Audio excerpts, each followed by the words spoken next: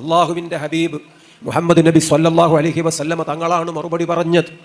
അല്ലാഹുമ്മ ജഅൽനീ സലമൻ ലിഔലിയാഇക, നിന്റെ ഔലിയാക്കളുടെ ഉറ്റമിത്രങ്ങളായി, അവരുടെ അടുത്ത തോഴന്മാരായി, സുഹൃത്തുക്കളായി ഞങ്ങളെ ആക്കിത്തരേണമേ എന്ന് ദുആ ചെയ്ത് നമുക്ക് പഠിപ്പിച്ച സയ്യിദുൽ മഖ്ലൂഖാത്ത് മുഹമ്മദുർ റസൂലുള്ളാഹി സ്വല്ലല്ലാഹു അലൈഹി വസല്ലം.